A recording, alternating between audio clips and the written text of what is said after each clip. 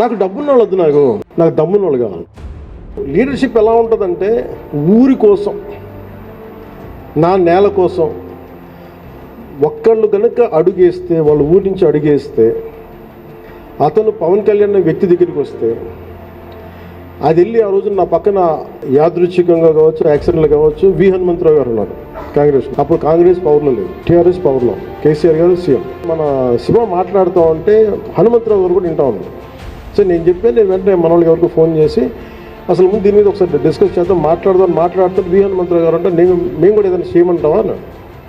అలా స్టార్ట్ చేస్తే మేము రౌండ్ టేబుల్ కాన్ఫరెన్స్ పెట్టాం. దానికి అప్పుడు ఇంకా పార్టీ హెడ్ కూడా అవ్వలేదు, రేవంత్ రెడ్డి గారు, కాంగ్రెస్ నాయకులు గారు ఉన్నారు. ఆయన వచ్చినారు, అందరూ కలిసి, అన్ని పార్టీలు కలిసినాయి.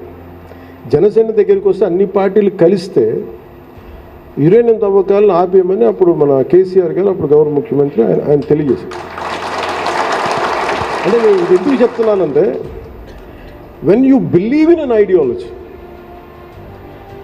ఒక్క శివ అనే ఒక కుర్రాడు వెళ్ళి కదిలిస్తే ఎన్ని పార్టీలు కదిలిని ముఖ్యమంత్రి స్థాయి దాకా వెళ్ళింది. అది శక్తి, అది తెలంగాణ శక్తి. అంటే ఎంత బలం ఉండాలి, ఈ గుండె ఎంత పెద్ద గుండెగా ఉండాలి, ఈ బుర్ర ఎంత బలమైన బుర్ర ఉండాలి.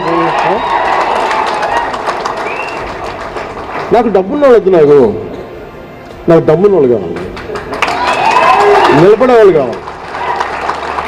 వీళ్ళు కదా లేకపోతే మీరందరూ ఉన్నారు కదా, మీరు ఇలా ఆలోచించండి. నేల ఎందుకు కదలదో, శక్తి ఎందుకు రాదో, మార్పు ఎందుకు రాదో చూపిద్దాం. ఇది జనసేన. నేను చెప్తాను, మీరు ఊహించగలరు, నేను పట్టుకుంటాను. అది నాకు కనిపిస్తాడు మనిషి, ఎందుకంటే నేను అలాంటి కాబట్టి నేను పట్టుకుంటాను, నా అలాంటి పట్టుకుంటాను. శివ ఒక్కడొచ్చి ఇంతమంది కదిలిస్తే, ఇలాంటి శివ ఊరికొకటి తయారైతే దేశం బాగుపడదు. ఇది నేను ఎన్ని ఉదాహరణలు చెప్తా. ఎగ్జాంపుల్ అంటే నాకు ఎంత ఇన్స్పిరేషన్ అంటే Shiva it's a true story, success story. ఇప్పుడు నన్ను ఎవరైనా సినిమా హీరోగా మనం చప్పట్లు కొట్టేస్తాం, పవన్ కళ్యాణ్ చూడగానే చప్పట్లు కొడితే ఏలేస్తాం కాదు. నిజమైన హీరోలు వీళ్ళని కదా మనం తీసుకోవాలి.